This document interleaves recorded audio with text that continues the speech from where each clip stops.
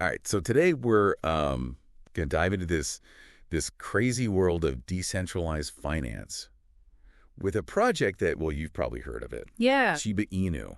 Mm-hmm. And C, we're really going beyond the headlines today because we've got this document that lays out their whole vision for the future of, well, everything, it seems. It seems like it, yeah. It's called Shiba Inu Woof Woof .pdf. Yeah, that's really what it's called. Catchy, right? It is, and it's kind of like they're trying to disrupt the whole financial system, but with a wink and a nod. Right, it's this playful tone Yeah. that they use to talk about some pretty serious concepts. Yeah, almost ironic, right? But they talk a lot about being community-driven. Mm-hmm, Isn't that just kind of typical crypto buzzspeak? Well, yeah, it is a common theme in DeFi. Right. But I think Shiba Inu is taking it to another level. Okay. They're not just talking about decentralization in like a technical sense, but also like in terms of decision-making, governance, even culture building. It's like they're trying to create like a digital nation state. A digital nation state built on a meme coin. Right.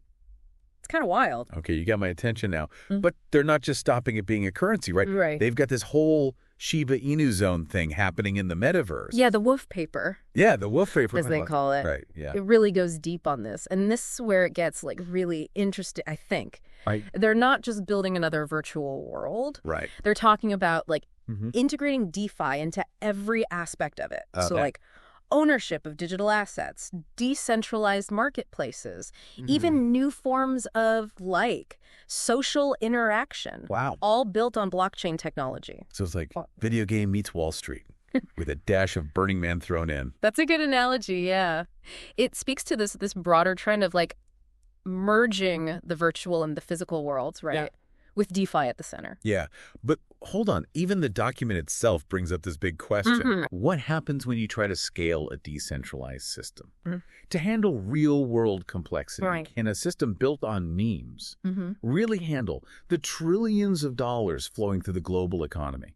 It's the question, isn't it? Yeah, it is. And it's a fascinating one. And their answer is, I think, even more fascinating. Okay. They draw this parallel to the invention of the printing press. How that single invention democratized information and led to massive societal shifts. So they're saying DeFi is the printing press of finance. Right. That's bold. It is. Is it just hype, or is there actually something to it? It's hard to say. I mean, the printing press didn't exactly solve all of humanity's problems, right? Yeah. But it fundamentally changed how knowledge was shared and who had access to it. And the Shiba Inu team argues that, DeFi has the potential to do the same for value and financial power. So, disrupting traditional hierarchies, empowering individuals, creating a more equitable financial system. Okay, so that's the big picture stuff. Right. But let's get down to brass tacks here. What actually happened with this Shiba Inu burn they keep talking about? Yeah, they burned a ton of tokens. They burned a ton of tokens, right. Yeah. Isn't that like setting money on fire? Well, not quite that simple. It's a strategy to control scarcity and theoretically increase the value of the remaining tokens. So it's like when a company buys back its own stock. Yeah, that's a good way to think about it. So it's a way to manipulate the market. Influence, maybe? Yeah. Influence might be a better word. Okay, influence the market? Yeah, it's about signaling confidence in the long-term value of the project and attracting investors who believe in that vision. But is it working? Is this burn actually having an impact? It's tough to say definitively, I mean. The crypto market is notoriously volatile. Right, yeah. But the burn definitely got people's attention. It sent a clear message that, they're playing for keeps. Yeah. And it sparked some debate within the community. Oh, the drama. Yeah. Speaking of debate, there's this whole Ryoshi thing. Their mysterious founder who just, disappeared. Is that just part of the meme mystique? Or is there something more to it? Well, Ryoshi is a fascinating figure, right? They stepped back from the project, leaving behind this, almost mythical legacy. But their philosophy, I think, is woven into the very fabric of Shiba Inu. Okay. This idea of creating something from nothing, challenging the status quo, empowering the community. It's almost like a digital Robin Hood story. Okay, I'm starting to get why this project is resonating with so many people. Yeah, it's more than just making money. It's about being a part of something. Bigger. Exactly. And that brings us to, like, the core of their argument, I think. If Shiba Inu, with its meme origins, can disrupt the financial world, imagine what a truly dedicated community can achieve. Yeah. They're not just building a currency, like, they're building a movement. A movement with their own metaverse. Their own tokens, their own governance structure. It's a lot to wrap your head around. It is. But before we get lost in the digital weeds here, let's focus on one key aspect. The Shiba Inu zone. Okay. What exactly are they proposing to build within this metaverse? Yeah, that's a good question. The Shiba Inu zone is, it's fascinating, I think. Yeah. Like, they're building this digital nation state within the metaverse with its own, economy, culture, opportunities. Imagine a virtual world where you can, own digital land, interact with others in these immersive environments, and even, like, conduct business using cryptocurrencies. So I'm picturing a digital Wild West with avatars riding Shiba Inus instead of horses. But how much of this is just hype? How much is grounded in reality? Well, it's more than a theme park, that's for sure, they're talking about. Right. Leveraging blockchain technology to create this truly decentralized and self-governing ecosystem. They're using NFTs to represent ownership of, like, digital assets, and they're designing, like, these innovative mechanisms for community governance and decision-making. When you explained NFTs earlier, it was like, okay, I kind of get it. Right. But now you're talking about using them for digital land. And like, virtual businesses, it's like, my brain needs a software update. Help me connect the dots here. Okay. How does this actually work? Think of it this way. Good. In the real world, we have deeds to represent ownership of property, right? Right. In the Shiba Inu zone, NFTs act as those deeds, but for digital assets. Right. So you could own a virtual plot of land, a digital storefront, or even a unique piece of art, all secured and verified by blockchain technology. So I could, like, open a virtual taco stand in the Shiba Inu zone. You could. And sell digital tacos for Shiba Inu tokens. Exactly. I'm not sure. I fully grasp the appeal, but I'm starting to see the possibilities. It's not just about virtual tacos. Right. It's about creating, like, new opportunities for creativity, entrepreneurship, community building in a digital space. Yeah. Imagine artists showcasing their work in virtual galleries, musicians hosting concerts in digital stadiums, developers building these immersive experiences that, like, blur the lines between reality and the metaverse. Okay, I'm getting a little less skeptical. Yeah. And a lot more curious. That's good. But let's talk about the elephant in the room, the whole meme coin controversy. Well, yeah. Critics say this is all just a speculative bubble, a house of cards built on hype and, like, internet memes. Right. How does the document address those concerns? Well, they acknowledge the skepticism and the volatility of the crypto market. But they argue that, like, Shiba Inu is more than just a meme coin, they point to. Like, the growing community, the ambitious development roadmap, the underlying philosophy of decentralization as evidence that, like, this is a serious project with long-term potential. It's like they're trying to transcend their meme origins and become something more legitimate, more grown up. But is that even possible? Can you shake off that meme coin label once it's been attached to you? It's definitely a challenge, but they're making, like, a conscious effort to shift the narrative. They're focusing on building, like, real utility, fostering a strong community, and demonstrating their commitment to, transparency and good governance. Whether they succeed remains to be seen, but they're taking concrete steps to address those criticisms and prove that, like, they're in it for the long haul. Okay, that's fair. But let's talk about the practical side of things. This Shiba Inu zone concept, it all sounds very futuristic. Right. But how do they plan to actually build this thing? Yeah, that's a good question. Are there any concrete details in the document about the technology or the infrastructure? They do provide some insights into their technical approach. They talk about using a combination of, blockchain technologies like Ethereum and potentially their own layer 2 solutions to create, a scalable and secure metaverse experience. They also mention the importance of interoperability, meaning they want the Shiba Inu zone to connect with other, like, metaverse platforms, and blockchain networks. So it's not just a walled garden. They want to be part of a larger, interconnected metaverse ecosystem. Exactly. That's ambitious. But it makes sense. Yeah. No one wants to be stranded on a digital island. Right, right. But let's get back to the core of this whole thing. The Shiba Inu cryptocurrency itself. Yeah. How does it fit into all of this?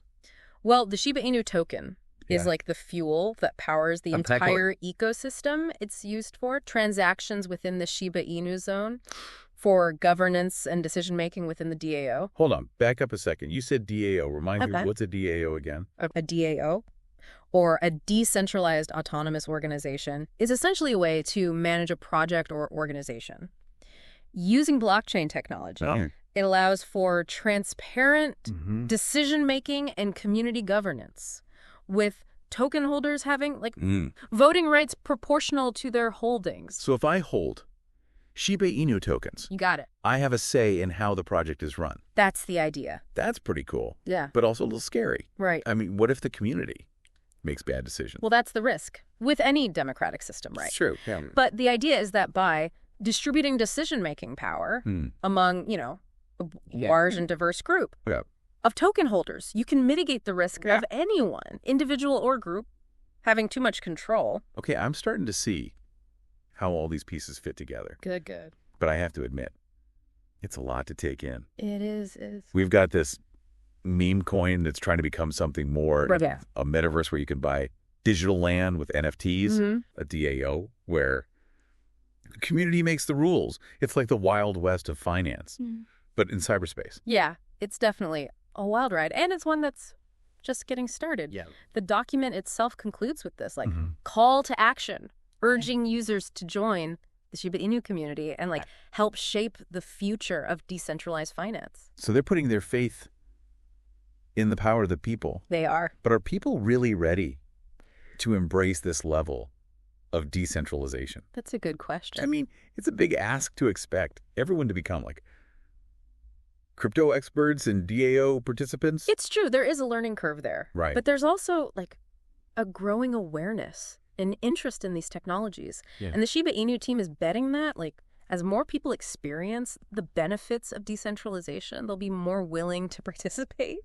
in this new financial paradigm. Well, they've certainly laid out an ambitious vision. Yeah. But I'm still curious about some of the technical details. Yes. They mentioned something called multi-sig addresses in the document. Multi-sig, or multi-signature addresses. What are those? And why are they important? Well, they're a crucial security feature in the crypto world.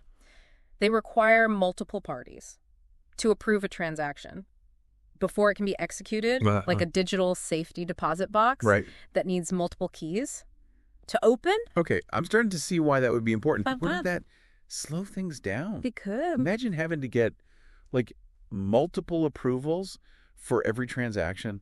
That doesn't sound very efficient. It's a trade-off, right? Okay. Between security and speed. Right. But for certain operations, especially those involving large sums of money or critical decisions, the added security of multi-sig is essential. So in the case of Shiba Inu, are they using multi-sig to protect the project's treasury or something? Exactly, yeah. They use multi-sig addresses for managing the development fund, authorizing major decisions within the DAO, and safeguarding community assets. It adds a layer of transparency and accountability to the system. All right, I'm starting to appreciate the importance of those multi-sig things.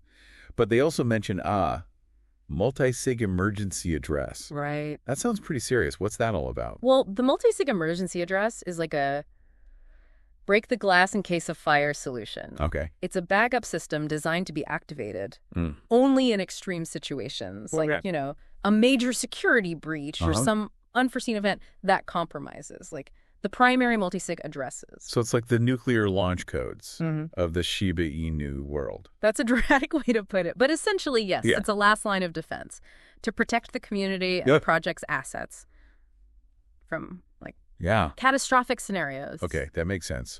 It's reassuring to know that. They've put some thought into these worst case scenarios. Yeah, they've definitely thought about it. But let's shift gears for a moment and talk about the documents. Comparison between decentralized finance and the invention of the printing press. I'm still chewing on that analogy. Yeah. Is it really a fair comparison? It's a bold analogy, that's for sure. But I think it highlights the potential for disruption, just as the printing press. Democratize access to information. Right. DeFi has the potential to democratize access to financial tools and services. It can empower individuals, reduce reliance on traditional intermediaries, and create, a more inclusive and equitable financial system. Okay, got it. The parallels. Yeah. But wasn't there also a dark side to the printing press? Of course. Yeah. That wasn't all sunshine and roses, right? Right. Every technology has its potential downsides. The printing press also facilitated the spread of misinformation and propaganda. Right. And with DeFi, there are definitely concerns about, scams, security breaches, and the potential for market manipulation. So it's not a silver bullet. No. It's a powerful tool with both. Yeah. Potential benefits and risks. Right, exactly. And that's why it's so important to approach DeFi with a critical eye, to understand the technology, to be aware of the risks, and to participate responsibly. Well said, yeah. It's like any new technology. We need to be, informed and engaged, not just blindly following the hype. For sure. But let's get back to the Shiba Inu story. Okay. They got this whole bone token thing going on. Right, yeah. They keep talking about governance and DAOs. Can you break that down for me? Okay. What's the significance of this bone token? So Bone is at the heart of their DAO, their decentralized autonomous organization. Think of it like a digital co-op. Okay. Where members vote on key decisions using their Bone token. The more Bone you hold, the greater your voting power. So it's a way for the community to have a say in how the project is run. That sounds pretty democratic, but also a bit chaotic. Right. I mean, community of meme-loving crypto enthusiasts really make sound financial decisions. It's an experiment, that's for sure. Okay. But it's also a fascinating exploration of how blockchain technology can be used to create these new forms of governance and community ownership. Right. And remember, these communities are often filled with passionate and knowledgeable individuals who are deeply invested in the success of the project. Okay, I'm willing to keep an open mind, but let's talk about another token they mentioned, Leash. Okay. What's the deal with that one? It sounds a bit mysterious. Yeah, Leash is a little different from Bone. It's more about exclusivity and rewards. They designed it to be scarce. Right. And owning it can grant you special benefits within the Shiba Inu ecosystem, early access to new features or increased staking rewards. So it's like the VIP pass exactly. to the Shiba Inu world. That makes sense. They're creating different tiers of engagement and incentivizing people to participate in the ecosystem. Right. But honestly, my head is spinning a bit with all these tokens and acronyms. Can you remind me again, why should anyone care about all of this? Okay, sure. Why is Shiba Inu worth paying attention to?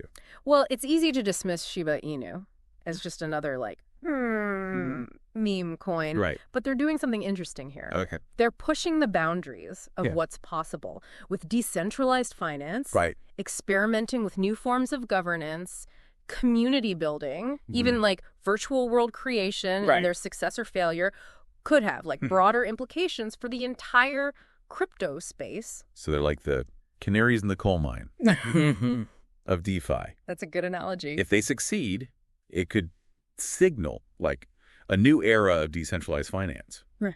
But if they fail, it could be a warning sign for the whole industry. Yeah, and that's why it's crucial to understand what they're doing, both the potential and the risks. Right. It's a fascinating case study, I think, in the evolution of decentralized finance and the broader shift towards community-driven systems. Okay, I'm convinced Shiba Inu is more than just a meme. Good. They're pushing the envelope and forcing us to think differently about the future of finance. That's what they're trying to do. But let's go back to the document for a moment they mentioned.